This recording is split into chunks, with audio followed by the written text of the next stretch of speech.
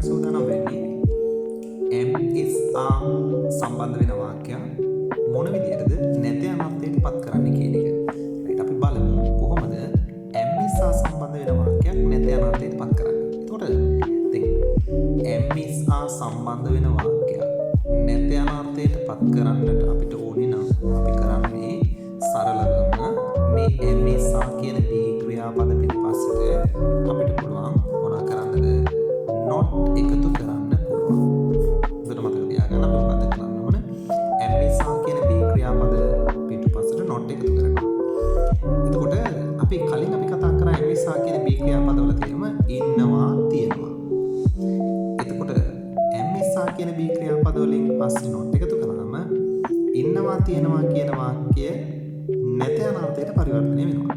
එතකොට අපිට පුළුවන් කියන්න මෙහෙම ඕනේ නම් මේ is කියන පදයට not එකතු කළාම අපිට contraction එකක් හදා ගන්න පුළුවන් is not isn't කියලා.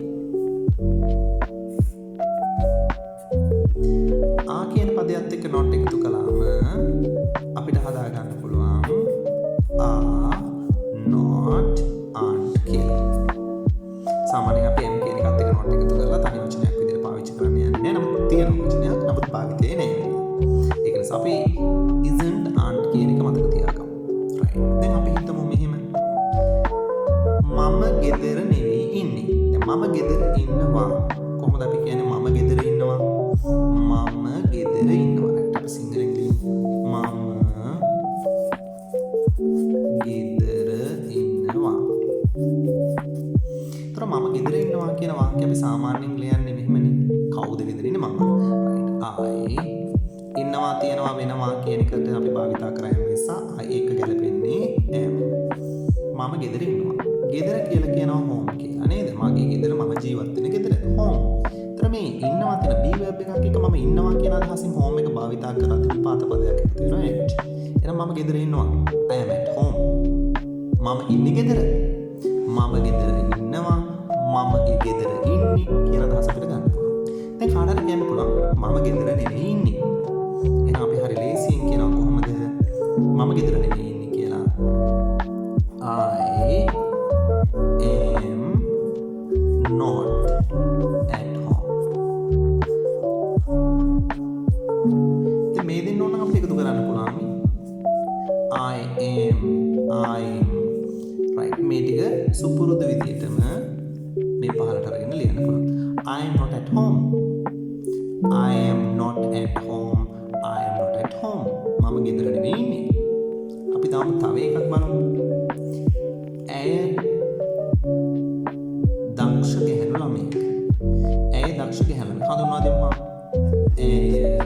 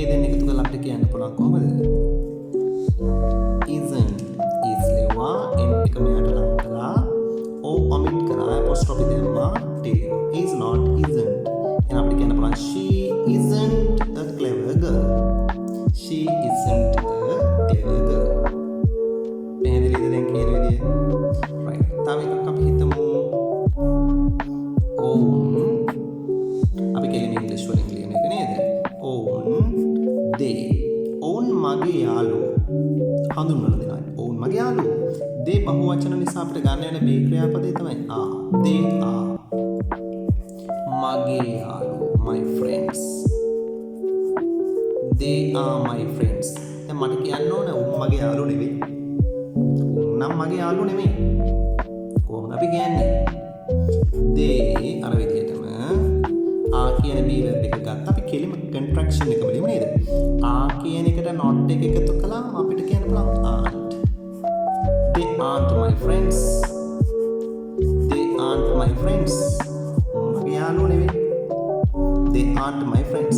එහෙනම් දැන් ඔයාලට පැහැදිලි වෙනවා am නිසා කියන b ක්‍රියාපද වාක්‍යයක භාවිතා වෙද්දී ඒවා නැති අනර්ථයට පරිවර්තනය කරද්දී එහෙම නැත්නම් නෙගටිව් ෆෝම් එකකින් ලියද්දී මේ am නිසා කියන b ක්‍රියාපද වලින් පිටපස්සට මොකද අපි කරන්නේ not එකතු කරන එක. එතෙන්දී is කියන පදයට not එකතු කළාම isn't කියලා contraction එක හැදෙනවා. are not එකතු වුනහම aren't කියලා හැදෙනවා. එහෙනම් ඔයාලා හැම වාක්‍යයක්ම නැති අනර්ථයට පත් කරලා දැන් මිස්සා තියෙන ඔයාලට පුළුවන් මේ විදිහට not එකතු කරගන්න.